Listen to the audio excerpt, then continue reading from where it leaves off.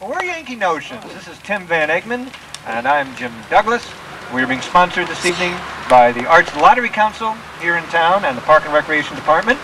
We think this is a good use of the town common and the gazebo, and it's kind of nice to gather together, friends and neighbors and the community, to do the kinds of things that people did here years ago. On nights like tonight here in New England, 100, 200 years ago, 300 years ago, people would gather together on an evening to share some stories, songs, and tunes. And these things still are wonderful to hear and to enjoy and to share. So we're kind of pleased to be here this evening to share with you those old songs, and those old tunes, and those old stories.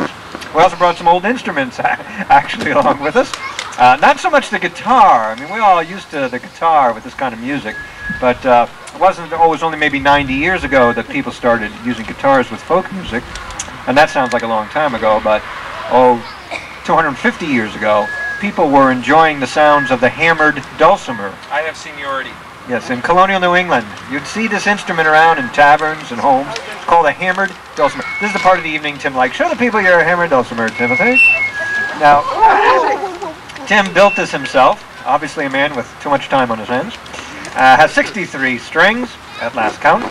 It slices, it dices, it does a lot of marvelous things, but particularly it produces some gorgeous music, which is why it's still around, I suppose. In fact, this instrument goes back about 2,000 years in places like Persia. But it was popular here in New England, in the taverns and then in the lumber camps before pianos kind of came in and became popular. It was a hammered dulcimer you might hear.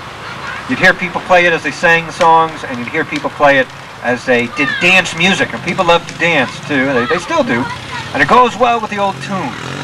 Now here in New England, when we talk about tunes, it might be French-Canadian, because when they came in to work in the mills, they brought with them their wonderful French-Canadian music.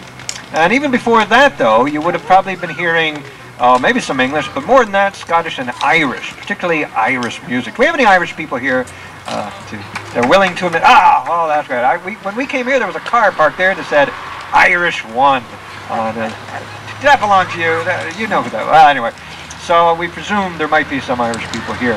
So we're going to do a couple of Irish jigs. The first one is called the Blarney Pilgrim, and the second one is called the Kesh, or the Kincora jig. Jim is going to introduce his concertina to start out. This is my concertina, Bob, and sometimes the sailors Can't call take these, them anywhere.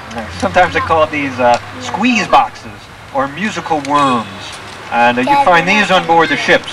Jim and I were just over in Plymouth this afternoon and morning singing songs, the kind of songs that sailors would have sung. We'll get to those later. And you certainly would have heard these on board ships and again up in the lumber camps. And they go well with the Irish music. You hear them sometimes on the west coast of Ireland still today. So here's a bit of concertina and hammered dulcimer.